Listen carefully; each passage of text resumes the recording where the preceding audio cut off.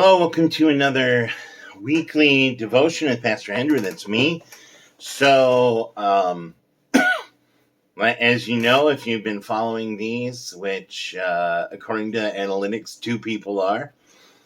Of course, one of those might be me as I check all these things. Anyway, beside the point, there's kind of been this plethora, this kind of different range of where I'm getting these devotions. I started to get some daily devotions from one of our seminaries, Luther Seminary, which I'm looking at right now, and it's called the God Pause. So, the thing that we always talk about or always hear about from pastors, church, what have you, is take time for God every day. So these are very brief. But the one today was a bit interesting, especially as we have this commemorative Juneteenth Monday. Talking about, I did read a little bit ahead, talking about just what does it mean to have this relationship with God and,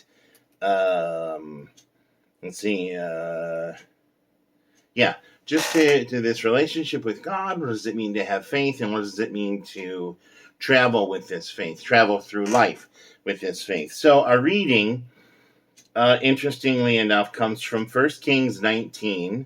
It's verses 15 and 16, and then 19 through 21. It wouldn't be a surprise, you may or may not know, but a lot of times if we get a reading in our lectionary or whatnot from the Old Testament, it's a bit, is parse the right word? I don't think it's the right word, but there's parts, right? There's, here's these verses, and then we jump to these verses, but we're going to put it all together. And usually, when that happens, it's because there's some major violence or something that kind of takes us a little bit out of the context of the message. Great example, or an example that we may know is we often hear Romans 8 at funerals or whatnot. There's nothing that can separate us from God. And then I think it's verse 35 where suddenly it's talking about killing sheep. And, it kind of takes us out of the moment of, in a sense, God awe. Anyway, I haven't even started, and it's 3 minutes.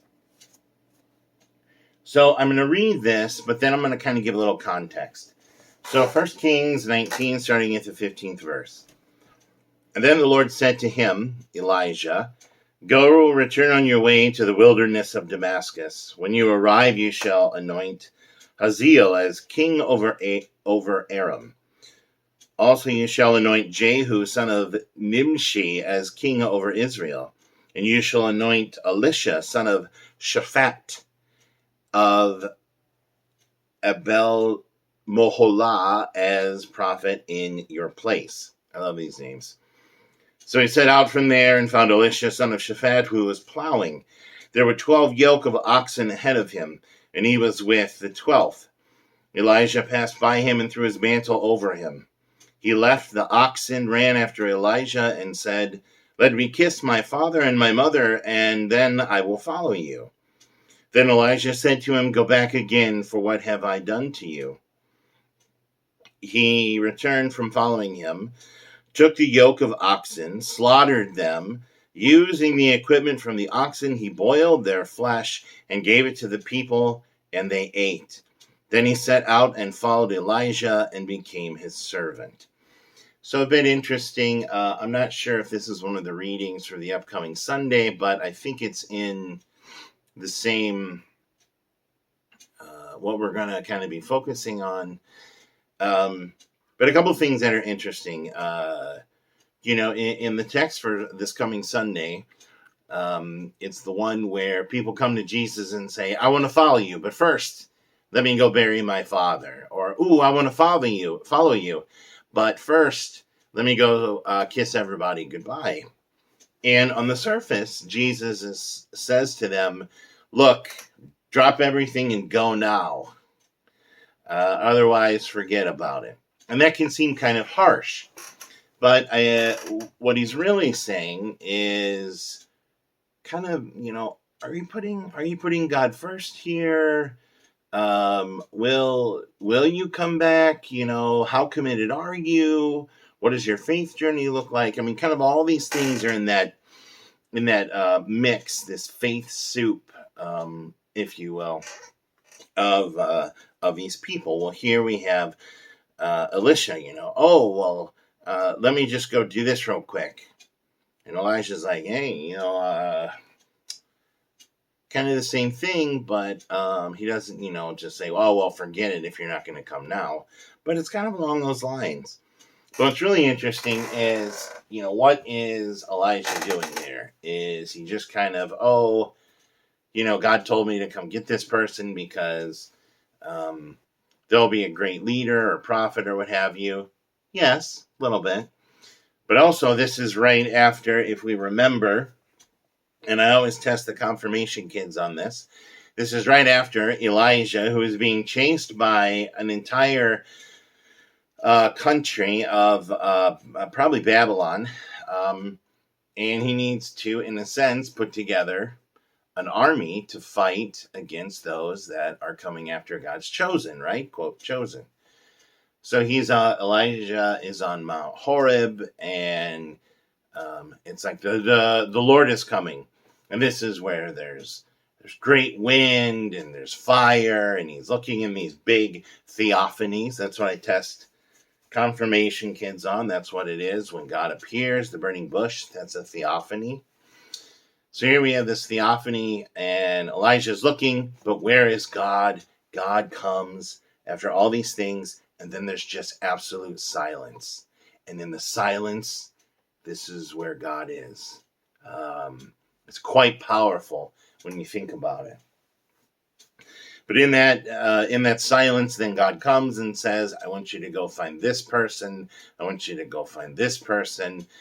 These are the people that will help you. This is how this faith journey and, have faith. This is how it will progress with these people. They leave that out to put this into context. Instead, we just hear Elijah's going to go and do these things. But there's quite a bit of context when we look outside these verses. Also, those verses in between, they're all about murder. So that kind of takes away from the glory of building up God's leadership at this point. Anyway, our devotional writer says this: journey or destination? I prefer the latter, especially when someone has to remind me that the life of faith is a journey.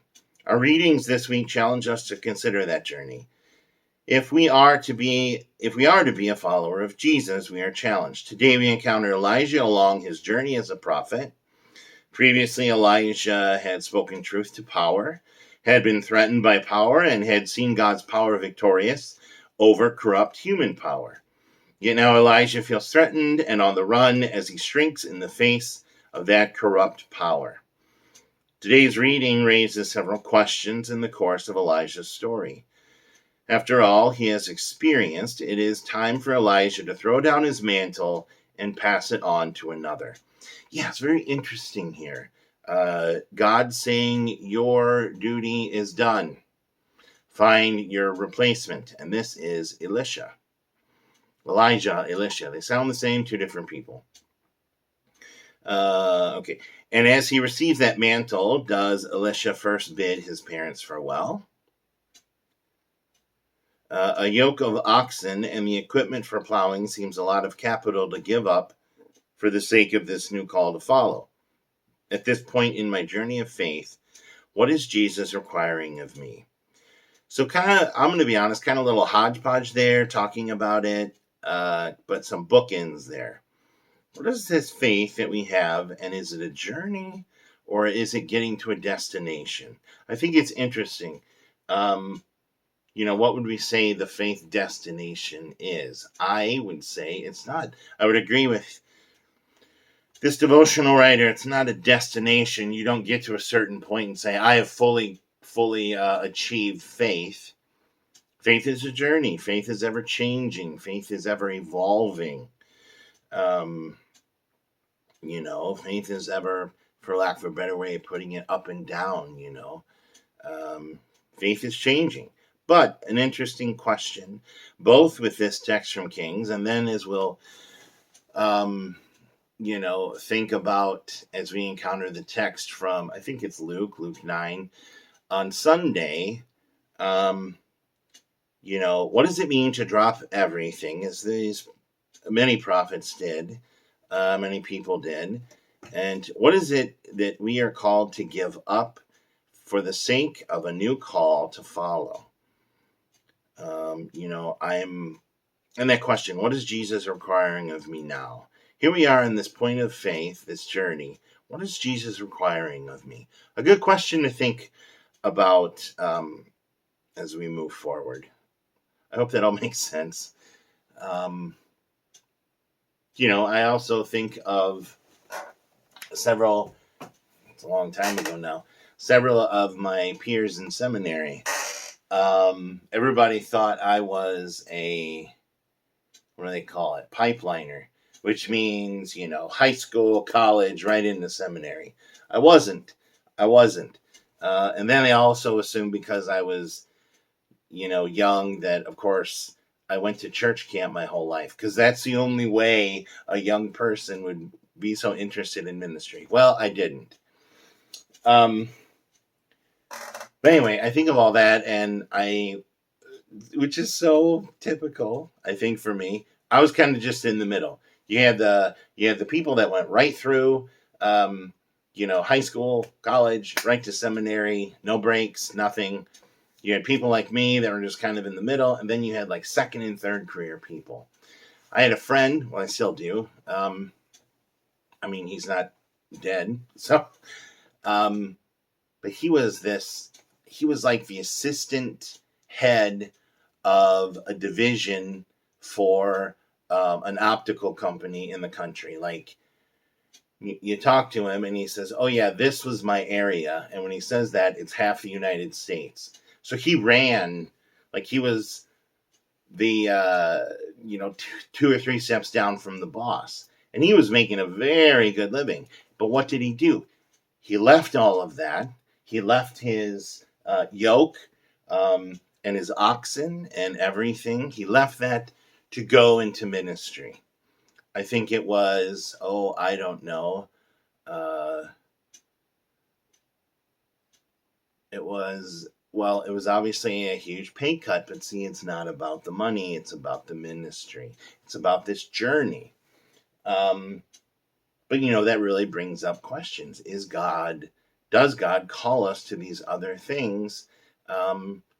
Which, to leave let's say he left a job where he's making $5 million a year, and him and his family, they live with money and they don't have to worry about things. And now suddenly you go from that to making a pastor's salary, which a lot of people don't realize. We're not all televangelists here. To go from that and to go into a church where you make maybe $50,000 a year, maybe. That's actually high. So, to give these things up, God's calling us to this. See, it's more than just a, I got a call and that's, here's my call story. It's really something you feel. And here I am 20 something years later, and it's still a daily process. So I think I kind of went down a little bit of a tangent rabbit hole there. But that question, I'm in my faith journey. How is that, all those basic questions? How are we moving forward in that? How do we engage all these things every day in life with our faith as a factor? And what is Jesus requiring of me? I think that's a really strong word, require. What does Jesus require of me? I don't know. Maybe someone will leave some comments. Maybe someone will let me know that they've seen this. And we can open a conversation. Anyway, I've blabbered on. Now it's about 15 minutes. Let's close in prayer.